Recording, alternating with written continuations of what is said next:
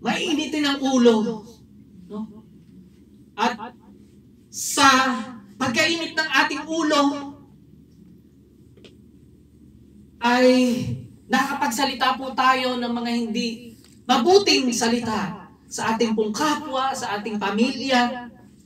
Hindi po ito nakakatulong. No? Ang sabi po sa aklat po ng Efeso chapter 4 verse 29 ay huwag tayong gumamit ng masasamang salita.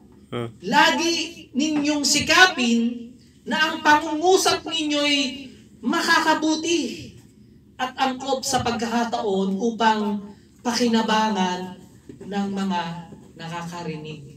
Amen. Minsan kapag tayo galit, ay kung ano-anong nababanggit ng ating labi na masasama. Subalit patuloy po tayong tinuturuan ng Diyos.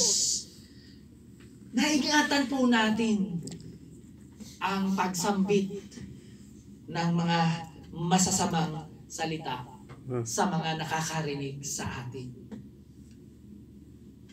Dahil tunay po ang sabi po ng Diyos, no? Nagkakasala po ang tao nang dahil po sa lumalabas sa kanyang bibig at hindi ang pumapasok sa kanyang bibig. So kung ano man ang ating kainin, no, wala pong issue yan. Subalit, yung pong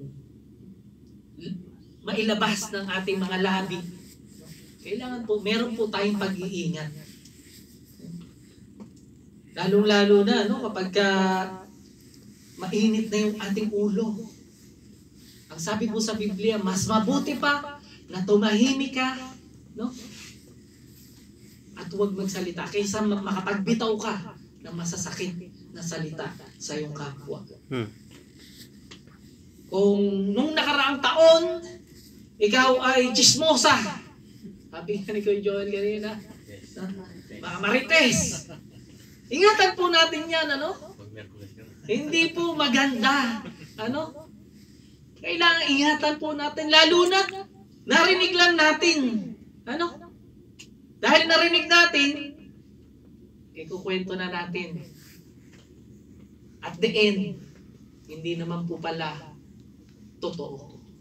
Ano po ang mabuting idudulot nito sa ating kapwa at sa iyong sarili? Maaring ang maging tingin sa iyo ng ibang tao ay napakababa naman ng iyong dangal sapagkat ikaw ay nagsasalita ng hindi naman totoo.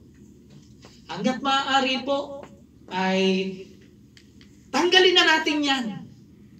No? At ituon po natin sa pagbabasa ng salita po ng Diyos. Yeah. No? Tanggalin na po natin yung mga hindi karapat-dapat. Ano? Amen. Sa ating buhay. Limutin na natin, sabi ni Paul, ang nakaraan. No? Kung dati po tayo ay manginginom, wag na po tayong mag-inom. Wala pong may dudulot yan, kundi sakit ng ulo. Hangover sa umaga. Ang sabi po ng kawikaan, ano, na ang pag-inom daw ng alak. Sabi sa Kawikaan chapter 20 verse 1, ano, pag-inom ng alak ay nagpapababa ng dangal ng isang tao. Kaya't kamangmangan ang magpakululong dito. Amen. Hindi po maganda.